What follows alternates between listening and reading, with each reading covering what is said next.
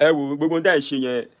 irọ́ lásán ara lẹ́bù gbogbo owó tẹ́ ẹ̀ ń gbà lọ́wọ́ àràbù tẹ́ fi ń ba tiwa jẹ́ nílẹ̀ Yorùbá mo sì nínú ẹni tẹ́ di threatening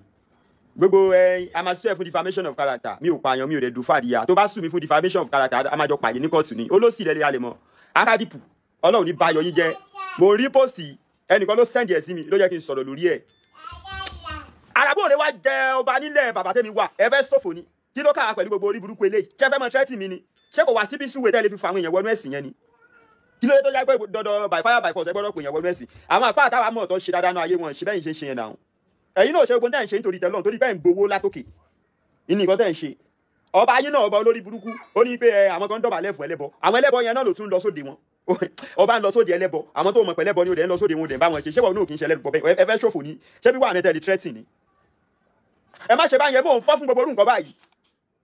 tẹ́ bá fẹ́ bá mi fa ẹjọ́ tẹ́ bá fẹ́ ṣe kéèsì lé mi lórí ẹ sọ yí pé bóyá bàbá aládò tó fàdíyà o bàbá aládò pààyàn àwọn ayé máa padà lẹ́yìn mi wọ́n mọ̀ pé nǹkan yẹn kò ń ṣe nǹkan táwọn lè dá sí ẹ wá ní defamation of character aládò should also prepare for a legal case olórí burúkú wo wàá gba lọ́ọ̀yà máa gba lọ́ọ̀yà síwájú ẹ fẹ́ ṣòfò ni ṣé mo ti wá kéré nínú Ìbàdàn tí mo wà ní. ó wá lọ ń tàgé orúkọ mi mọ́ kínní page about 450k followers ẹ demonetize page yẹn ẹ gbàjẹ́ lẹ́nu tèmi fi ń fẹ́ bí tí mo fi ń bọ́ family láì ṣe pé mo bu yín Ọlọ́run bá tiẹ̀ jẹ́ akadípẹ̀ ẹ fẹ́ sórí ibú ni kí ló kàrà pẹ̀lú ọ̀rọ̀ ẹ̀sìn we are talking about humanity all I preach is humanities I don't care about any fucking religions my wife is a Christian I'm a Muslim ọmọ mi ò bá ṣetán lọ́la kó sọ pé babaláwo lòún fẹ́ ṣe I don't bloody care ẹ fẹ́ sórí ibú ni ṣé mo wà ní ẹ̀tẹ́lẹ̀ threatening ni ọ̀gbẹ́ni mo mọ̀ lọ build ara mi ni wọ́n kọlù mi ò wà mí country ẹ fẹ́ sófò ni lẹ́yìn ìgbà tẹ́ gbàjẹ́ lẹ́nu mi ẹ fẹ́ lé mi kó láyé ni ẹ má ṣe bí wọ́n ń sìn náà akadípẹ̀ ó rí jèrè ayé Arab level irọ́ lásán ṣé o sọ pé Jésù yá àgbàdo ni clip ẹ̀ wá everywhere online ṣé o sọ pé Jésù yá àgbàdo ni I know what I'm saying instead of report page mi ẹ̀ bá ti invite mi sí lockout máa wá èlò lẹ́ẹ̀rẹ́ èlò lákàdìpù gan ni Ọlọ́run fẹ́ bá ayọ̀ ẹjẹ́ ni tíbi náà Ọlọ́run bá dé lórí akadìpẹ̀ yẹn gan ẹ fẹ́ sórí ibu ni ẹ má ṣe náà dandan pẹ̀lú àwa ọmọ Ìbàdàn la wa ọmọ Yorùbá ni wa Ìbàdàn màjàmájà tó fi kára wájú lẹ́rú àwa gẹ́gẹ́ náà ń pè ní ogun òkó wárí Ìbàdàn kì í ṣe ẹgbẹ́ ìbá bẹ́ẹ̀ ní kọ̀ọ̀kan àyàfi tí mo bá jọ́ máa Ìbàdàn ló kù ṣé kó máa against àwọn bàbá tèmi nítorí pé wọ́n ń cash out ni ó fẹ́ ṣòfò níṣẹ́ kí ló ṣe I'm a comedian as well as big player and I'm proud of it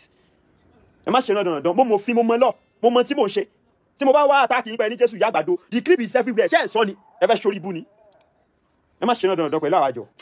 Assalamu alaikum wa rahmatullahi wa barakatuh ṣẹ́yìn náà ti gbọ́ gbogbo ọ̀rọ̀ tí baba Lado sọ ó ní akadipo wọ́n fẹ́ sùn fún defamation okay ìkan tí wọ́n ní ọ ṣe òun náà lọ tún ṣe ẹ̀yin náà ẹ wo gbogbo oríkì tó fakadip ó ní ẹ ṣé wọ́n fẹ́ ṣòfò ní gbogbo tí wọ́n ń ṣe wọn ṣe nítorí tọ́lọ́run ṣùgbọ́n àwọn náà ń gbó látó kéré ṣe gbọ́ báyìí tọ́ba ní kọ́ mú púfù jáde ìjọ ní púfù lọ́wọ́ baba Lado mo rí pé ọjọ́ orí ń dẹ̀ láàmú ọmọ ẹ̀jọ̀ ọmọdé wà lára ẹ̀ fídíò tó ṣe nísìnyí ọtún ti dáràn bọ̀ rẹ̀ lọ́rùn wọ àwọn oríkì tó fakadip ǹjẹ́ o lè mú méjì kan wá tí akadip tí wọ́n ti jáde ṣe fídíò báyìí fún ẹ tí wọ́n ti lálẹ́ ẹ̀ tó jẹ́ kó jáde kó bẹ̀ wọ́n alájà ẹ má bínú ẹ̀yin yìí náà lẹ́ ń sọ akadipu lẹ́nu tẹ̀ní akadipu lẹ́nu ìdáríjì ṣe bá rí babaláwo few years ago babaláwo kan jáde kò sí kan tí ò pa akadipu tán kò sí gbogbo orúkọ tí ò fún akadipu àti bàbá tó bí akadipu ìgbẹ̀yìn náà ó padà wá jáde pé ẹ foríjì mi nígbà tọ́rọ̀ di ọ̀rọ̀ ọlọ́pàá ẹ̀yin tẹ́ bá rántí story yẹn ẹ bá mi kọ́mẹ́ntì o babaláwo yẹn tó sọ pé àwọn akadipu eléégún ni wọn kò tí kan tí ò tẹ̀ pé wọn ìgbẹ̀yìn akadipu foríjì o àìmọye àwọn èèyàn bẹ́ẹ̀ tí bàbá yìí ti foríjì ìwọ Lado wá jáde humanity ṣe ẹ̀sán pé Jésù ń fàgbàdo ya lóko ṣèbí báìbù ló sọ sakadipu ló kọ́ ni nǹkan tó wọ́n bá ní báìbù ni baba Lado ọ̀kí ń farabalẹ̀ o wọ́n yìí tọ́ gbajúmọ̀ kọ́mẹ́ntì tó ń ṣe jẹ́jẹ́ àwọn èèyàn dẹ̀ máa advice pé wọ́n máa dá sí gbogbo ọ̀rọ̀ wọ́n máa pè yá kan ní ìyá ẹ̀sà board wọ́n máa advice pé wọ́n máa dá sí gbogbo ọ̀rọ̀ yáà wọ́n ti advice ẹ rí mi like gbogbo bó ṣe ń ṣe gbogbo nǹkan tó sọ ní ìsọtútù dá wàhálà lẹ̀ sí ọrùn ààrẹ ọtútù ń bá akadipu náà ni kí lọ fẹ́ gbà bẹ́ẹ̀ ọ̀hún pariwo humanity tó bá yẹn ti wá jáde wàá máa ṣe apology video nígbà tó ń jáde sí àwọn tí ò yẹ o tó bá délẹ̀ tán Yorùbá ní pé abánidá kan wọn kì í báni débẹ̀ o abánidá kan wọn kì í báni débẹ̀ o ọlọ́mọ kéèyàn rí ìrànjọ́ o ọlọ́mọ kárí ọ̀rọ̀ jẹ́ o tó bá délẹ̀ tán àwọn fáǹsì ẹ̀ máa japa ni o torí ẹni tó ń bá fa yìí kò sẹ́ẹ̀rí kò sọ̀rọ̀ ni o wọ́n dúró lórí òdodo ni wọ́n pariwo humanity ṣé tí a bá jí lẹ́yìn ìdájí ṣáà máa rá àwọn Christian tí wọ́n ń pèpè sí ìpèpètò wá gba Jésù ẹgbẹ́ olùgbàlà rẹ ẹni tó bá wù á gbà ọ̀ní ṣé wọ́n máa ń fọ́ọ̀sì ẹ̀ṣẹ̀ sí ta ló fọ́ọ̀sì ẹ evidence ẹ̀dà ta ló fọ́ọ̀sì ẹ̀ṣẹ̀ ta ló pè ẹ́ nǹkan tó bá wù ẹ́ kọ́ ṣe Nàìjíríà lájọ wà oníkálukú ní freedom láti pèpè sínú ẹ̀sìn láì kéré àfìdí gbogbo tó jáde nísìnyí ọ̀tútù má kẹ́rìbọ̀ tuntun lálẹ́ wọn ṣe bẹ́ẹ̀ ní ẹ̀dá àwọn kọ́mẹ́ǹtì lọ wọ́n dà kọ́mẹ́ǹtì fídíò tó drop wo báwọn èèyàn bí wọ́n ṣe ń kọ́mẹ́ǹtì pé bàbá yìí farabalẹ̀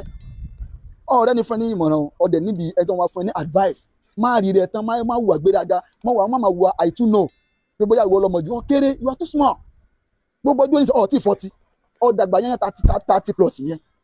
30 plus yẹn wáyé tó ń ṣe báyìí ibi tó sì ń lọ pọ̀ àwọn nǹkan tó ń ṣe má máa fèsì àwọn nǹkan báyìí níbi tí èjì ẹ wà ọ̀níyàwó ọlọ́mọlé o nísìn ẹni tó tún jẹ́ tó tún kó fún nísìn tó bá wá jáde gbogbo tó tún sọ yìí ó yá ẹ túbọ̀ o tí wọ́n tún pílẹ̀ wáyé tí wọ́n náà tún sọ báyìí ọtí ṣẹ̀tẹ́lẹ̀ tó jẹ́ kó máa tọrọ àforíjì ọ̀tún gbé tọ̀hún ni ẹ mọ̀ ṣọ̀gbà ìlú babaláwo ọ nílò àwọn tó máa fún ẹ ní advice ní ìmọ̀ràn bí èèyàn ṣe ń gbégbé ayé àti bí èèyàn ṣe ń sọ̀rọ̀ níṣẹ́ bẹ́ẹ̀ lọ wasalaamu alaykum wa rahmatulahi wa barakatu. ẹ̀yin tí babaláwo ẹ káàárọ̀ lórí ọ̀rọ̀ fídíò akadipu tí mo ṣe lánàá gbogbo ẹ̀yin fáǹsì mi gbogbo ẹ̀yin fáǹsì akadipu pátápátá ẹ má bínú nítorí wípé èmi ẹ̀ ń sọ lọ́hùn ó sì di dandan kéèyàn bínú tẹ́ wá gbọ́ ìdí tó jẹ́ kí n bínú ẹ̀yin náà rí bígbà pé tó bá jẹ́ yìí náà ẹ ṣèjú tí mo ṣe lọ àràbù kankan ò sanwó fún akadipu ìyẹn number 1 and gbogbo insultive word tí mo lò fún bàbá yẹn ó ní tó fà á wọ́n ní ọ̀nà àtijẹ ní ọ̀nà ọ̀run mo ṣe fídíò kan fún akadipu gbà kan fídíò yẹn kò dẹ́n ṣe pé bóyá mo ṣe in order to against wọn èmi kàn ṣe pé nínú gbogbo ẹ̀sìn mẹ́tẹ̀ẹ̀ta yẹn pé ká jẹ́ kó gún mi tí mo ṣe wá ṣe fídíò yẹn tán mo kàn rí ẹnìkan tó mẹ́sẹ̀jì mi on akadipu behalf bẹ́ẹ̀ ni ẹ ṣe mẹ́sẹ̀jì mi tán bó ṣe di pé wọ́n flag page mi nìyẹn page 500k followers owó tí mo lose lórí ẹ̀ kò ń ṣe ọmọ ìkiri owó ìgbà tí ó tún wá di bóyá bíi àná mo wá ní dẹ́nìkan tún send message fún mi pé wọ́n ti bẹ́ nìkan lọ ilé ẹjọ́ wọ́n bọ̀ wá bá aládùn kìíní kankan so akadipo ráwa bíi ọmọ táìmù yẹn dẹ̀lẹ́lẹ́ bàbá ti fọjà sára èmi ti wà lákọ́ so in tó trigger mi nìyẹn tí mo fi lo ìbínú owó tí mo lose àti page tí mo lose láti fi sọ̀rọ̀ gẹ́gẹ́ bẹ́ẹ̀ ṣe mọ̀ pé mi ò kulẹ̀ ṣe ẹni tó máa ń rí àgbàlagbà fún díẹ̀ yìí akadipo ẹ má bínú ìbínú ló fa o ìtẹ̀rù tó lè bá yín sọ̀rọ̀ bẹ́ẹ̀ ṣé èmi àti akadipo lè rí àwọn ọ̀nà kí wá ní ìwọ kìíní kan bọ̀ ẹ má bínú iṣẹ́ ọjà ni wàhálà ìtàlá ẹ má bínú torí Ọlọ́run mo ń ṣe lé on behalf of àwọn fans akadipo home and abroad gbogbo nǹkan tí mo sọ sínú fídíò yẹn ọ̀rọ̀ bínú lásán ni o ọ̀rọ̀ bínú kò rí bẹ́ẹ̀ o kò ní bàjẹ́ fún gbogbo wa o ẹ ṣé mo dúpẹ́. àwọn àgbàlagbà máa ń pòwe kan wípé ẹyẹlé ní bẹ́ẹ̀ tán bádìí bá bẹ́ẹ̀ tán ilẹ̀ àfàyà ẹ wá gbà kan tí aládò sọ síwájú apology ìwọ yìí lọ sọ̀rọ̀ wípé akadipo wọn ò ṣe gbó tí wọ́n ṣe torí tọ́lọ́run ó níbi tí wọ́n tún gbowó ó tún wá ń sọ̀rọ̀ pé ọba yín olórí burúkú yẹn gan ẹgbọ́ lẹ́nu ẹ̀ náà. gbogbo owó tẹ́ ń gbà lọ wàhálà àbútẹ́ fi ń ba tiwa jẹ́ nílẹ̀ Yorùbá mo ò sí nínú ẹni tẹ́ di threatening gbogbo a máa sue fún defamation of character mi ò pààyàn mi ò rẹ̀ dùn fàdíyà tó bá sue mi fún defamation of character a máa jọ pààyè ní kóòtù ni olóòsì lẹ́lẹ́ alẹ́ mọ́ akadé náà ẹ̀yin náà ṣe gbogbo tẹ́ ń ṣe nítorí tẹ́lọ́run torí bẹ́ẹ̀ ń gbowó látòkè ìní nǹkan tẹ́ ń ṣe ọba yín náà ọba olórí burúkú ó ní pé àwọn kan dọ̀bálẹ̀ fún ẹlẹ́bọ àwọn ẹlẹ́bọ yẹn náà ló tún lọ sóde wọn ọba ń lọ sóde ẹlẹ́bọ àwọn tó mọ̀ pé ẹlẹ́bọ ni ó dẹ̀ ń lọ sóde wọn ò dẹ̀ ń bá wọn ṣe ṣé wọn náà kì í ṣe ẹlẹ́bọ bẹ́ẹ̀ ẹ fẹ́ ṣòfò ni ṣé bí wà ní tẹ́lẹ̀ tírẹ́tì ni. ẹ má ṣe báyẹn mò ń fọ́ fún gbogbo orú nǹkan báyìí tẹ bá fẹ́ bá mi fa ẹjọ́ tẹ bá fẹ́ ṣe kéèsì lé mi lórí ẹ sọ yí pé bóyá bàbá aládò tó fàdíyà o bàbá aládò pààyàn àwọn ayé máa padà lẹ́yìn mi wọ́n mọ̀ pé nǹkan yẹn kò ń ṣe nǹkan táwọn lè dá sí ẹ wá ní defamation of character aládò should also prepare for a legal case olórí burúkú wo wàá gba lọ́ọ̀yà máa gba lọ́ọ̀yà ṣe wá di ẹ fẹ́ ṣòfò ni ṣé mo ti wá kéré nínú Ìbàdàn tí mo wà ní. asalaamu alaykum wa rahmatulahi wa barakatu àwọn Yorùbá máa ń pò yí pé abánidá kan wọn kì í bá ní débẹ̀ o ẹ rí i pé aládò jáde ó lóun ṣe apology ǹjẹ́ apology tó ṣe ṣó ti wà accept aṣàlàyé lórí ẹni sìn ó ṣe fídíò lánàá wípé ó yàkàyàkà akadip dáadáa ọ̀tẹ̀rẹ̀ lọ́rùn ẹ̀rí pé mo ti pílẹ̀ gbọ́ láti jọ gbọ́ ó tún yàkàyàkà ọba àlú wọn ṣé wọ́n fẹ́ ṣe eré ní àbólé burúkú ni wọ́n ni ó ti di pé ìwọ náà ti ń wo ilé tí wọ́n ń pè ní correctional center lọ́kọ̀ọ̀kan báyìí ọ̀fẹ́ débẹ̀ ó sọ pé ní lọ́ọ̀yà pípẹ́ akadip gba lọ́ọ̀yà ẹjọ́ gba lọ́ọ̀yà aláàkọ́bẹ̀rẹ̀ ni pé títí ò kì í ṣe alákọ̀ọ́kọ́ àti rí babaláwo tó ti bú akadip tó bú baba akadip tó bú àwọn fans akadip